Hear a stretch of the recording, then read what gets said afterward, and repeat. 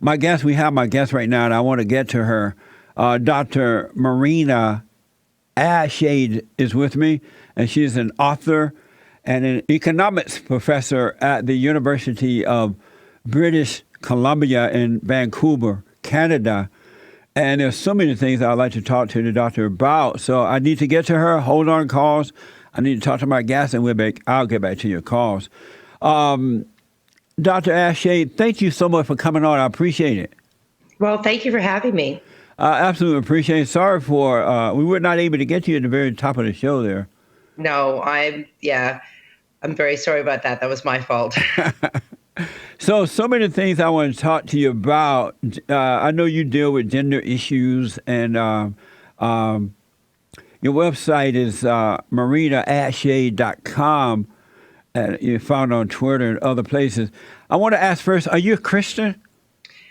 No, I'm not. You're not a Christian? I'm a Unitarian. So if you consider a Unitarian a Christian, I'm a Unitarian. But I'm not really quite sure that they're the same thing. What is a Unitarian? I don't know what that is. Well, that's actually interesting because at one point in time in the United States, Unitarianism was the most common religion. Many of the founding fathers were Unitarians. Thomas Jefferson was a Unitarian. So it used to be a very common religion, but it became unpopular over time. So there's less Unitarianism as there was in the past. But there's still Unitarianism around, so that's the religion that I belong to. Is it the same thing as a Freemason? No, it's not. Oh, okay. It goes back. The Unitarians go back, to the year 300. They've been around for quite a while. The Unitarianism in the U.S. actually grew out of the Protestants in the U.S. turned into Unitarians very, very long time ago. Oh, okay. Do they believe in God? So the Unitarianism is a religion that believes it's non-creedal. So there's no doctrine. So there is nothing that any one individual has to believe. So Unitarians have a variety of different beliefs. It's really up to the Unitarian. Amazing. I wanted to ask, now that men are becoming weak and allow women to, men are becoming beta males, and allow women to take over, I noticed that at least here in America, the country is going to hell in a handbasket because women don't make logical decisions. They tend to be more mental and emotional, and they make their decisions based on their emotions, which always turned out wrong. And they're starting to take over our government. They are destroying the children. Men are afraid to stand up to them. What would you recommend to men to do in order to take back their rightful place in life so that they can guide the woman? Well, I think you probably know that I don't agree with most of that, right, Jesse? You knew enough about me coming into with this, knowing that I didn't agree with you on that. But I will say this, and this is that, first of all, there are lots of men in your country who are very successful, who are happily married, have families, have wonderful jobs, who continue to do the things that all the men have done. But, your economy has changed. And you are in a situation where there's lots of men who, haven't achieved the things that they want to achieve in life. And it's harder for those men, right? Yes. But that's an economic problem. Right. That's a problem of people who, have been traditionally working in industries that have disappeared. People who don't have the technical skills to survive in the new economy. It really is an economic problem. So right? Is the solution for that is for married men to keep their wives at home?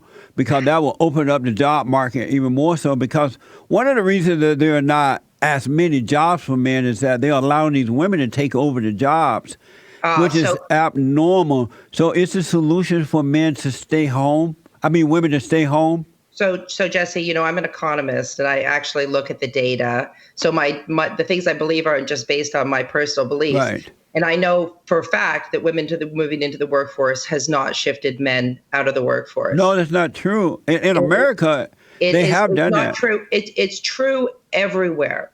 And in fact, if you had more women working in America, you would have more jobs, not fewer jobs. No, that's not true. What it is, Doctor, I didn't I didn't know you felt that way. But what it is that as women, these women are being catered to, and they're being given these jobs even when they're not qualified for them. They're not built for those jobs, and men are being pushed aside. And it's natural for men to work, not natural for women to work. And so men are suffering because women are being catered to and given these jobs that normally are jobs meant for men. You understand that promoting this agenda is hurtful to men as well as to women, right? In what way? No, I don't. In what way? You this agenda only hurts men. In what way? Because you're telling men that they are victims when they're not victims. By allowing these women to take over? Are they victims by allowing the women to take over, or are they victims? Sir, would you like to talk to me about the things that I discussed with your producer before the show? Let's see here. Because I'm not really interested in discussing men's rights activist agenda. But, so if you don't want to talk about my personal expertise, then we could maybe wrap up here. I was told that you didn't want to talk political talk, right? Mm-hmm. And so that's not political. That's concerning economics. And when I'm asking you, are you saying that men are victims because they allow women to take over, or if they were strong, they would not be victims?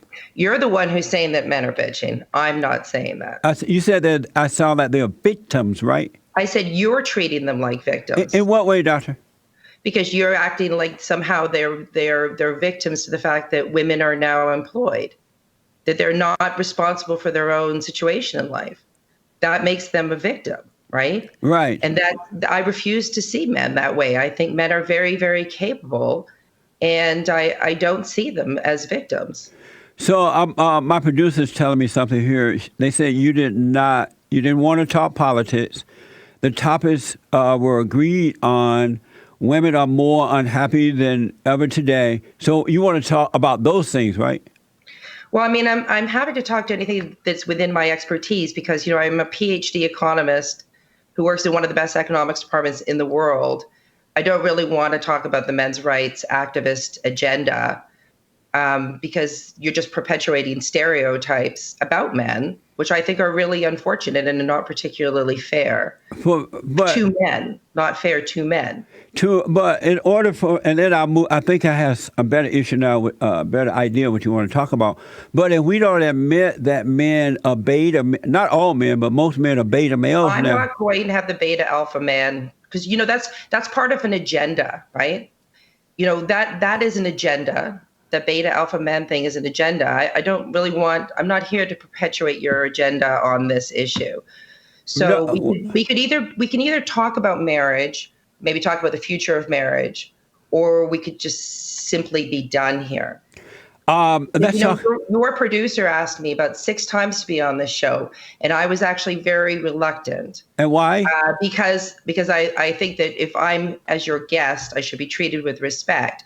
If you're not going to do that, we could just be done. So let me just ask Daniel, are these questions that you have for me the ones that you want to talk about?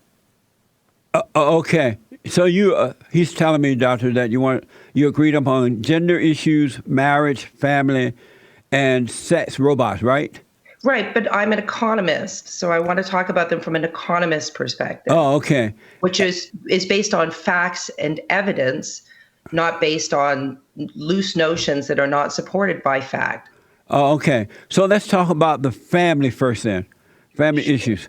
Do you agree with me that the reason that the families are not working now is that men are not leading their wives and children in the right way? Women can't look up to men anymore. What makes you think that families aren't working? I'm surrounded by family. Because families that are working. What I've noticed is that as women take over, the kids end up on drugs, they end up in jail, they end up having sex before marriage or having babies out of wedlock. Actually, that's great. Let's talk about teenage births. That's something that I actually know a lot about. Okay. So in your country, the United States has the highest teen birth rate among all of the developed countries, but it has fallen almost by half in the last 10 years. Right. So it's falling dramatically. So that's number one. Number two Is it other countries in the world where their women have even more freedom than they have in the United States? In those countries, they have really, really low teen births, very, very low births outside of marriage.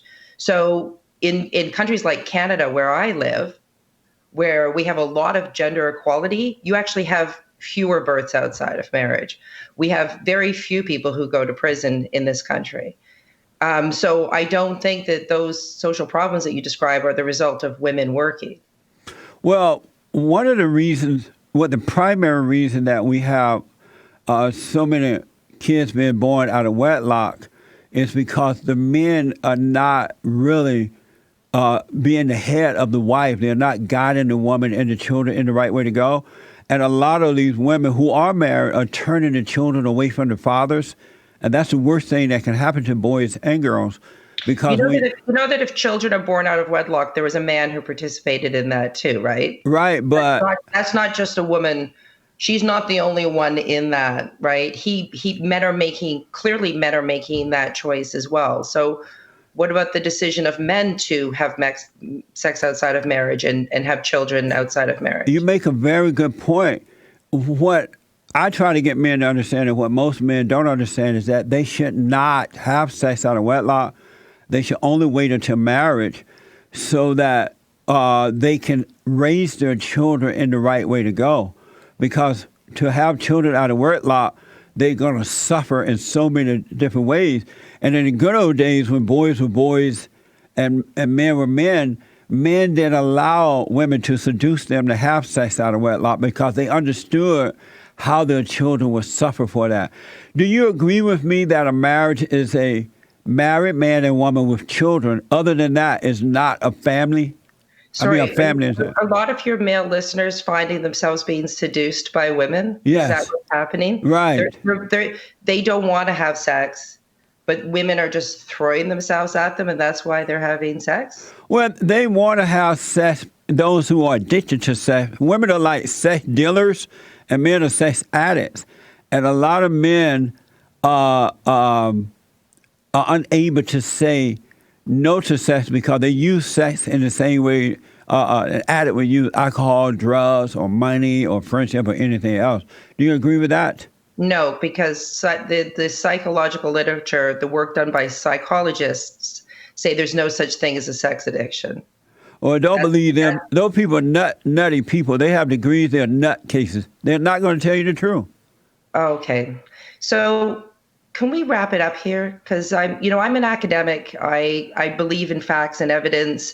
I read literature. I'm well informed. I'm not just making my decisions and my theories based on, how I feel or my personal beliefs. I actually make decisions based on evidence. So you can't ask me, do you believe this is true, when I know that it's not true, because it's not. But right? not all facts are true, right? Right. No, all facts are in fact true. Facts are true. That is what makes a fact a fact. What is a family? How would you define a family? A family is what anybody wants their family to be. See, that's not a fact. I mean, that's a fact, but it's not true. Okay. A family is a married man, a married man and woman with children. When you agree, anything else is not a family. No, and that's so. What? Okay, then what is a woman who is alone with children? Is that a family? Did her husband die or something? Does it matter? If she were married and her husband died, it's a family. But if she had it out of wedlock or just living with some guy, it's not a family. Or, it's only a family when the couple is married. You would agree to that, right? No. Why not? Of course not. That's absurd to say that. It's absurd to say that a woman living with children. What about a man living with children? I mean, are they a family? Same thing. If he were married and made those children, and the wife died, it's a family. But or if the wife is still living. But if he made those children out of wedlock, it's not a family. Okay. So I think that we should wrap this up. Sir, my time is valuable. Well, Doctor, I know we got started. I like to speak to people on the level in which I am informed. And I'm not going to sit here and have a moral discussion with you about what is and what is not a family. You are entitled to your opinion on that, but that is not what is in the law. It's not part of our culture. And my guess is the majority of Americans would not agree with you that a No, woman with children is not a family. no, majority of America agrees with me. Dr. Marina Adshade, thank you so much, Shade. Thank you so much for coming on. I appreciate it.